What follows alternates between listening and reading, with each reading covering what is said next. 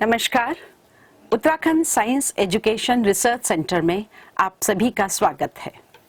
यूसर्क राज्य में प्रौद्योगिकी आधारित विज्ञान शिक्षा सुलभ करवाने हेतु कृत संकल्प है। आज के इस तकनीकी युग में शिक्षा पद्धति में सम्यक बदलाव की आवश्यकता को ध्यान में रखते हुए शिक्षा के सभी स्तरों तक आईसीटी के समावेश से और विशेषज्ञों के माध्यम से विकसित ई कंटेंट सुदूर छात्रों एवं अध्यापकों हेतु उपलब्ध करवाया जा रहा है। हमारा विश्वास है कि ई कंटेंट एक मूल्यवान संसाधन के रूप में आपके चिंतन कौशल एवं रचनात्मकता में वृद्धि करने में सहायक होगा। धन्यवाद।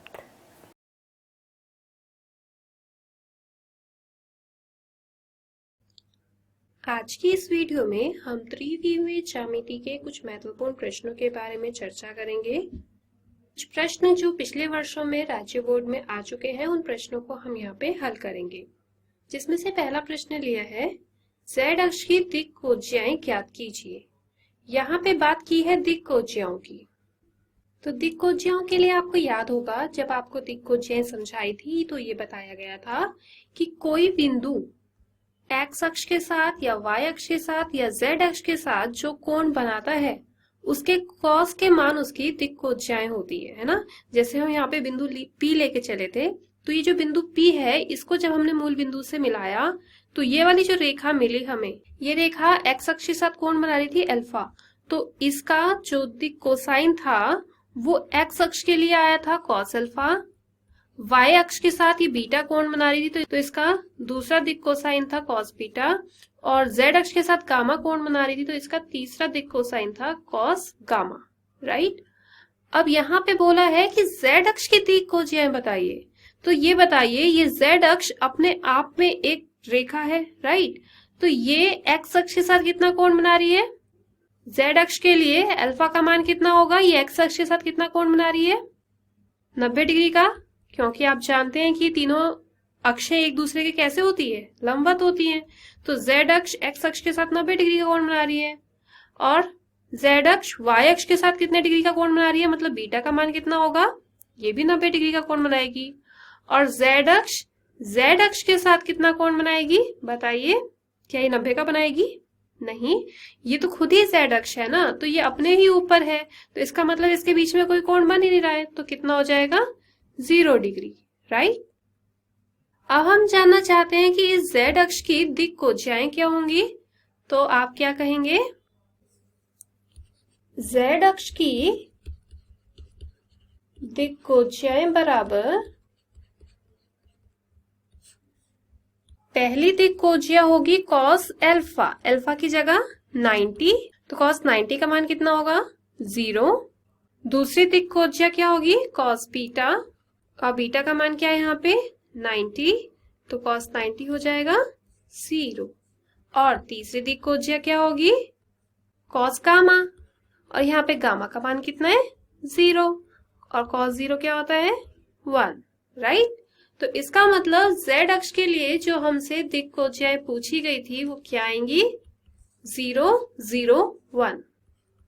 ये बताइए, क्या हम इसका सीक्वेंस बदल सकते हैं? इसका क्रम बदल सकते हैं अपनी मर्जी से? यहाँ पे आंसर आया 0, 0, 1। हमने डिक्लेयर कर दिया कि इसकी दिक्कोज्याएं 0, 0, 1 है।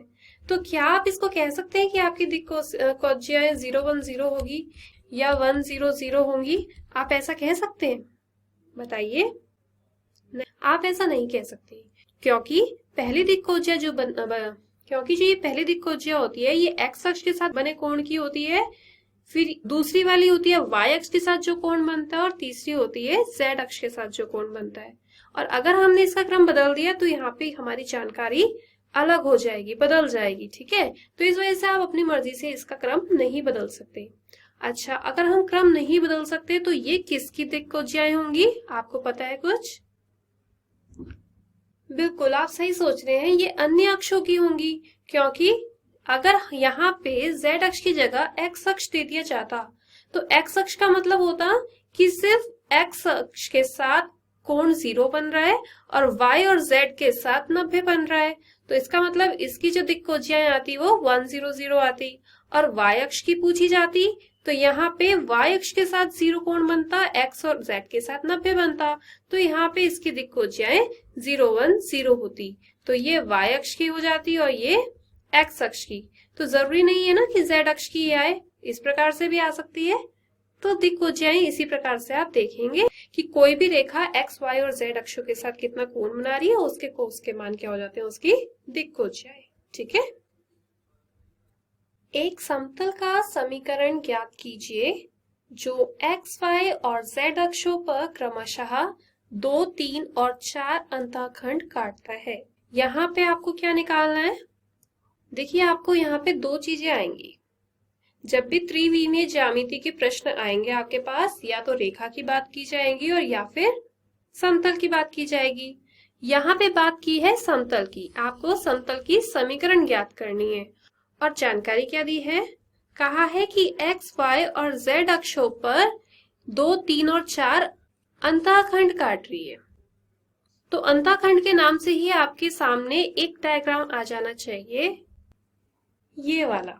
आपको याद होगा कि हमने बताया था कि अगर हम कुछ इस प्रकार से तल रखेंगे, ठीक है, और इस तल का हमें समीकरण ज्ञात करना, और हमें दिया है कि x, y और z अक्षों पर ही कहाँ काट रही है, 2, 3 और 4 पर। देखिए, ये है x अक्ष, ये यहाँ पे 2 पर काट रही है, इसका मतलब ये वाले जो निर्देशांक होंगे वो होंगे 2, 0, 0। y अक्ष पर 3 पर काट रही है, इसका मतलब इसके निर्देशांक होंगे 0, 3, 0। और z अक्ष पर 4 पर काट रही है, इसका मतलब इसके निर्देशांक होंगे 0, 0, 4। और आप जानते हैं कि अगर हमें x, y और z अक्षों के निर्देशांक दिए जाते थे तो वहां पे सिंपल एक तरीके से हम इसकी समीकरण निकाल सकते थे। और वो कैसे निकालते थे? x upon a plus y upon b plus z upon c is equals to 1। ये कैसे आया था? आपको बताया था कि फॉर्मूले याद भी ना होना, आपको लॉजिक आना चाहिए। अच्छा, इसके पीछे क्या लॉजिक था? अगर ये एक समतल है तो समतल की समीकरण आपको पता है इस रूप में लिखी जाती है, ax plus by plus cz plus d is equals to 0 के रूप में, है ना। और यहाँ पे जो ये तीनों बिंदु है ये इस समतल के ऊपर ही तो है ना, भले ही इसके कोनों के है लेकिन है तो इस समतल के बिंदु। और अगर ये तीनों बिंदु इस समतल के हैं तो मतलब इसकी समीकरण को भी संतुष्ट करेंगे। तो अगर हम यहाँ पे इसको बिंदु A बोलते हैं, इसको बिंदु B और इसको बिंदु C, तो एक एक करके हम ये बिंदु यहाँ रखना शुरू करेंगे। जब आप यहाँ पे x की जगह पर 2 रखेंगे तो हमें मिलेगा 2a, y की जगह पे 0 और z की जगह पर 0 हो जाएगा, तो ये पूरा 0 हो जाएगा। तो ये आएगा 2a plus d equals to 0। तो यहाँ से आप a की वैल्यू क्या दे सकते हो, -d/2। फिर बिंदु B रखेंगे, बिंदु B रखने पर ये a और ये c 0 हो जाएगा। y का मान है 3, तो ये हो जाएगा 3b plus d equals to 0। तो यहाँ से b का मान कितना आएगा, -d/3। और जब हम यहाँ पे बिंदु C रखेंगे, C में x और y 0 है, z का मान है 4, तो ये 0 हो जाएगा, यहाँ हो जाएगा 4c plus d is equals to 0। तो यहाँ से c का मान आ जाएगा -d/4। ठीक है। अभी क्या किया हमने, a b c के मान निकाले d के पदों में। क्यों? क्योंकि हमें d के साथ ही इनका संबंध मिल रहा था ना सबका। तो जब आप ये मान यहाँ पे रखेंगे तो क्या आएगा, आप देखेंगे कि यहाँ पे हम -d कॉमन ले सकते हैं क्योंकि d इन तीनों में भी आ रहा है और चौथा d ये भी आ रहा है। तो यहाँ पे आएगा x/2, क्योंकि -d तो बाहर ले लिया, 1/2 ये और x ये, तो यहाँ आएगा x/2। ये आएगा y/3 प्लस आ जाएगा y/3 और ये आ जाएगा z/4। तो यहाँ आप लिखेंगे प्लस z/4। और हमने -d कॉमन लिया जबकि यहाँ +d था, तो यहाँ आएगा -1 इक्वल्स टू 0।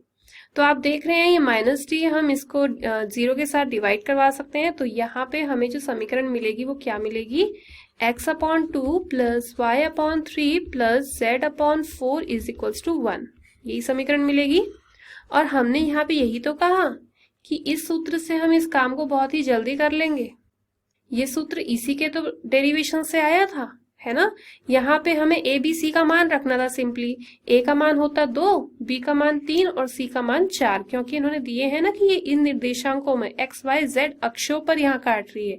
तो जिस बिंदु पे वो एक्स अक्ष पर काटेगी मतलब वो एक्स अक्ष के निर्देशांकों का बिंदु होगा, और ये वाई के लिए और ये जेड के लिए होगा। तो यहाँ पे आप सीधा सीधा क्या रखेंगे, ये होगा एक्स अपॉन ए की जगह रखेंगे हम 2 प्लस वाई अपॉन बी की जगह रखेंगे 3 प्लस जेड अपॉन सी की जगह रखेंगे 4 और बराबर 1। तो आप देख रहे हैं यही तो समीकरण मिली हमें, है ना।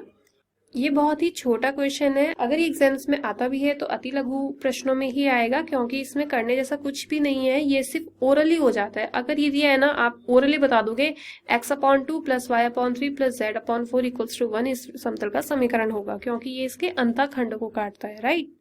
तो बस ये इस समतल की समीकरण हो जाएगी, ठीक है।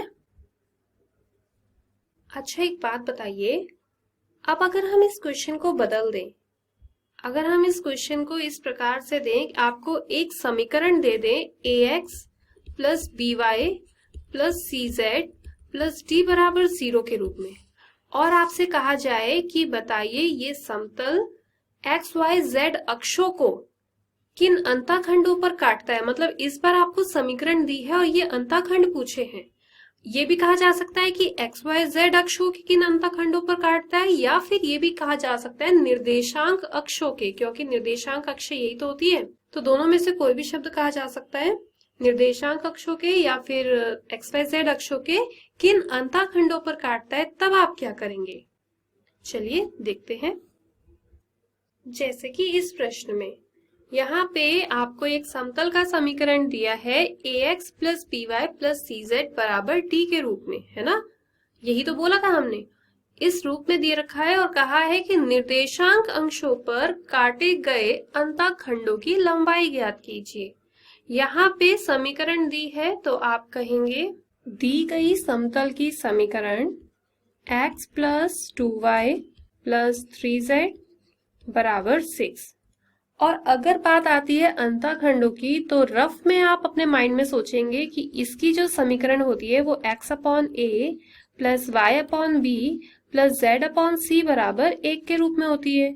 अगर हम इस वाले समीकरण को ये वाला रूप देने में कामयाब हो जाए तो हमें ये जो मान मिलेंगे ए बी सी के, यही क्या होंगे, इनके एक्स वाई जेड अक्षों के अंतःखंडों की लंबाई होगी, राइट। तो हमारा जो मेन एजेंडा है क्या है, इस वाली समीकरण को इस रूप में परिवर्तित करना, ठीक है।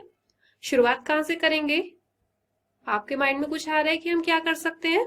बिल्कुल ठीक सोच रहे हैं आप। हम इस पूरी समीकरण को अगर 6 से भाग कर दे तो यहाँ पे 1 बन जाएगा, और फिर यहाँ पे x/6 हो जाएगा, यहाँ पे 2/6 मतलब 1/3 हो जाएगा, और यहाँ 3/6 मतलब कि 1/2 हो जाएगा, राइट। तो समीकरण को 6 से भाग करने पर हमें क्या मिलेगा, ये हो जाएगा x/6 प्लस ये होगा 2y/6। 2 से 6 को कैंसिल करेंगे तो यहाँ 3 हो जाएगा, तो ये हो गया y/3 प्लस 3z/6। 3 से 6 को आप कैंसिल करेंगे तो ये आएगा z/2 बराबर 1। अब ये दोनों एक जैसे बन गए, है ना। और हमें क्या चाहिए थे, निर्देशांक अक्षों पर काटे गए अंतःखंडों की लंबाई। यही तो होते हैं वो निर्देशांक अक्षों पर काटे गए अंतःखंड, है ना। तो आप उत्तर क्या देंगे, अतः निर्देशांक अक्षों पर काटे गए अंतःखंडों की लंबाई कितनी होगी, 6, 3 और 2, है ना। निर्देशांक अक्ष एक्स वाई जेड होती है, तो एक्स अक्ष पर काटा गया अंतःखंड होगा 6, वाई अक्ष पर 3 और जेड अक्ष पर 2। तो इनकी लंबाई 6, 3 व 2 होगी, राइट। समझ गए आप। एक समतल अक्षों से अंतःखंड ABC काटता है और मूल बिंदु से इसकी दूरी P है। सिद्ध कीजिए कि 1/a² plus 1/b² plus 1/c² बराबर 1/p² होगा। यहाँ पे दो बातें की गई है, क्या क्या। एक बात तो ये क्लियर है कि यहाँ पे समतल की बात की गई है ना। और क्या कहा है समतल के बारे में, कि अक्षों से अंतःखंड ABC काटता है। यहाँ पे जो समतल है उसके अंतःखंड दे रखे हैं अक्षों के साथ। तो आपको बहुत अच्छे से पता है कि जब भी किसी समतल के अंतःखंड दे रखे हो अक्षों के साथ, तो उस समतल की समीकरण x/a plus y/p plus z/c बराबर 1 के रूप में होती है, जहाँ पे ABC वो अंतःखंड होते हैं जो x, y, z अक्षों के साथ उस समतल द्वारा काटे जाते हैं। ठीक है, तथा मूल बिंदु से इसकी दूरी p है।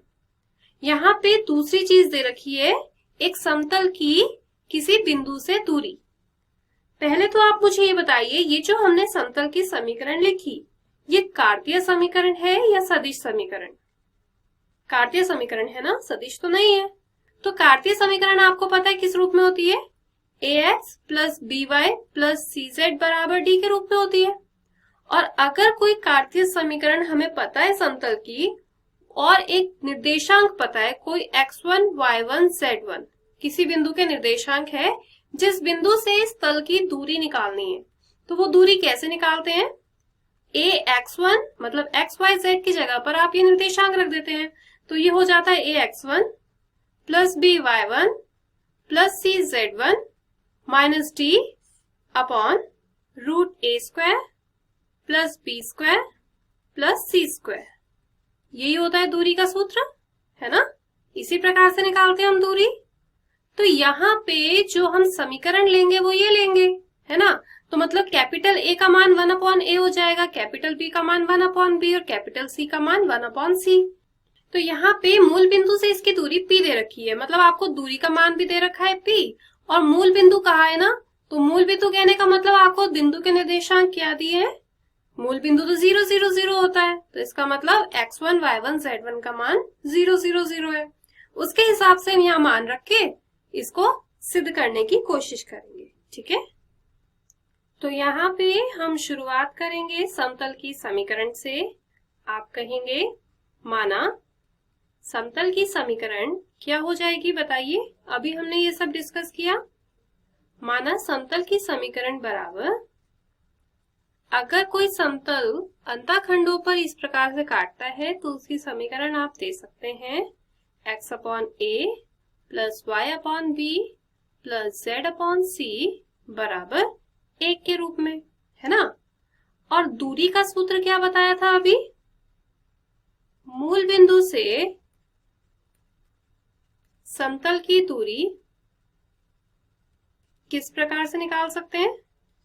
समतल की दूरी P है ना? और किसी बिंदु से किसी समतल की दूरी आप किस प्रकार से निकाल सकते हैं? ax1 मतलब यहाँ पे a का मान है 1/a, और x1, y1 और z1 के मान क्या होंगे?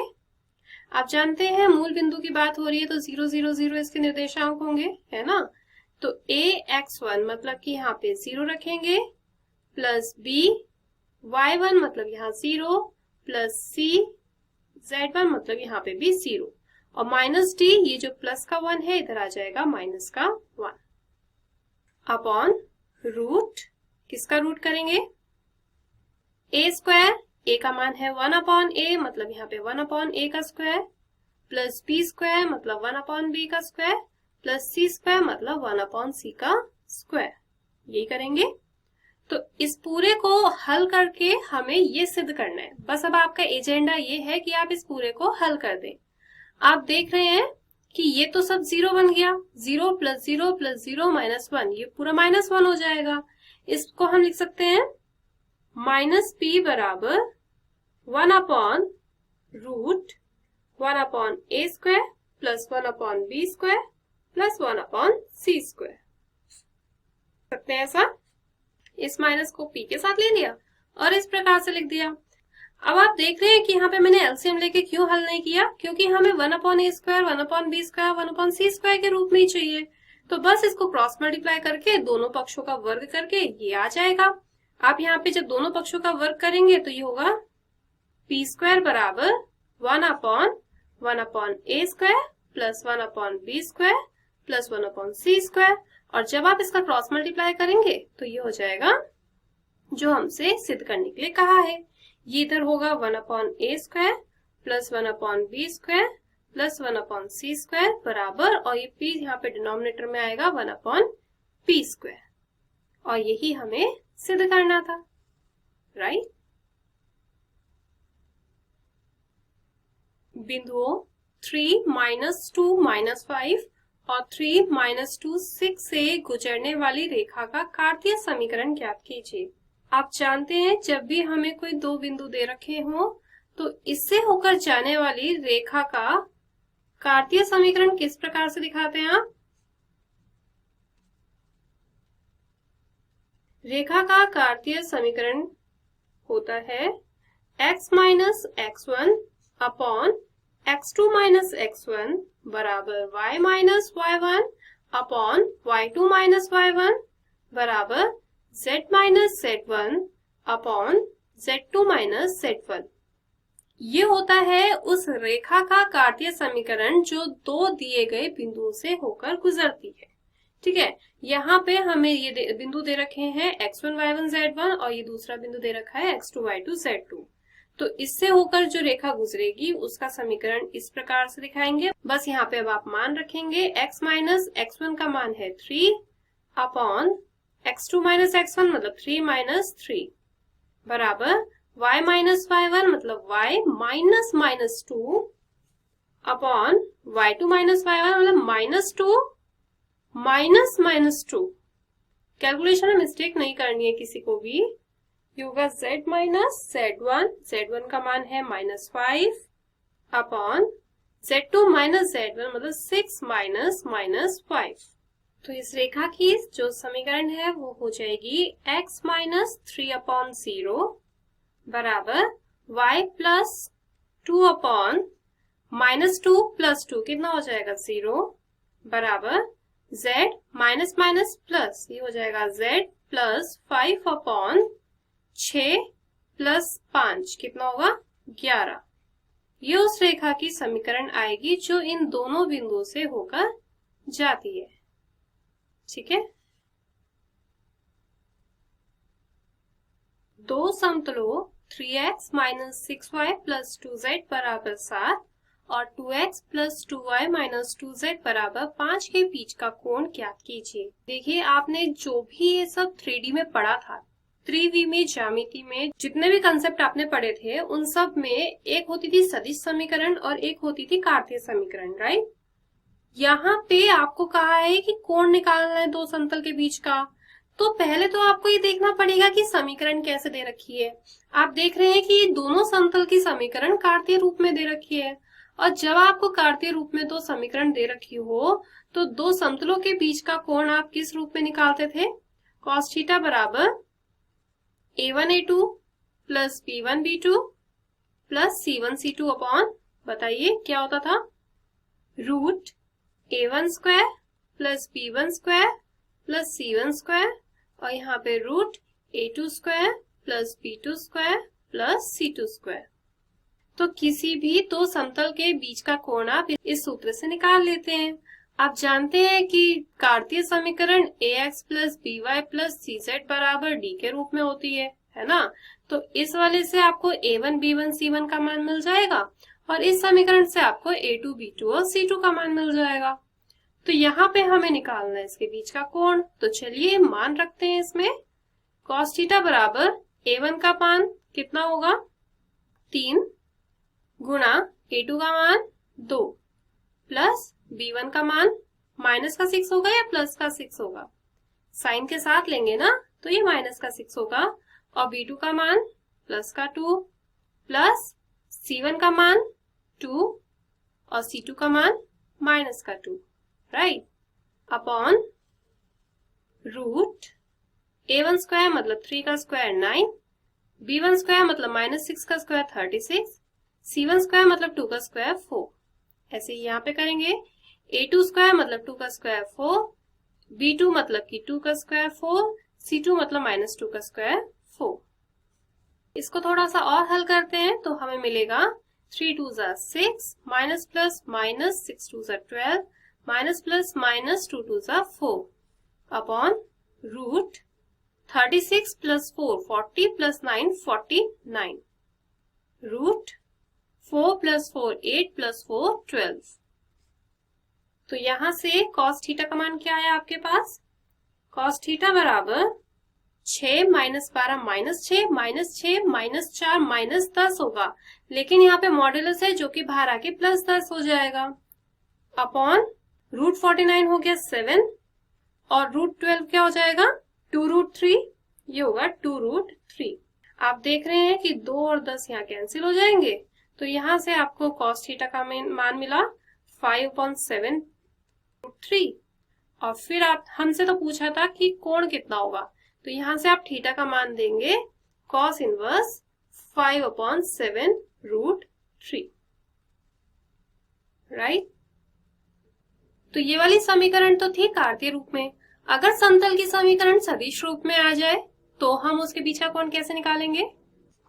जैसे कि इस प्रश्न में देखिए, यहाँ पे समतलों जिनके सदिश समीकरण r dot i plus J minus के बराबर 5 है और r dot 2i plus 2j plus के बराबर 3 है, इन दोनों समतलों के बीच का कोण आपको निकालना है। तो सबसे पहले तो आप मुझे सूत्र बताइए, किस सूत्र से हम इन दोनों के बीच का कोण निकाल सकते हैं। कॉस थीटा बराबर सदिश n1 डॉट सदिश n2 अपॉन सदिश n1 का परिमाण गुणा सदिश n2 का परिमाण और इस पूरे का मॉड्यूलस, यही करते हैं। अब ये बताइए यहाँ पे सदिश n1 और सदिश n2 होते क्या है? आप जानते हैं इस पूरे को हम सदिश n1 बोल सकते हैं और इस पूरे को सदिश n2। तो बस इन दोनों सदिशों का अदिश गुणनफल करना है और नीचे इनका परिमाण निकालना है। तो क्या आएगा कॉस थीटा का मान? आप कहेंगे कॉस थीटा बराबर, हम यहाँ पे सदिश n1 और सदिश n2 को परिभाषित कर सकते हैं। सदिश n1 होगा i प्लस जे माइनस के और सदिश n2 होगा 2i प्लस 2j प्लस के।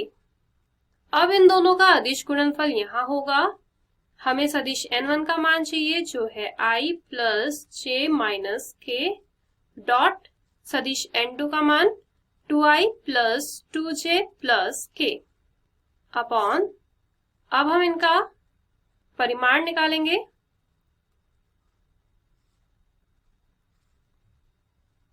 n1 का परिमाण आएगा 1 का वर्ग 1 प्लस 1 का वर्ग 1 प्लस माइनस 1 का वर्ग भी 1, 2 का वर्ग 4 प्लस 2 का वर्ग 4 प्लस 1 का वर्ग 1।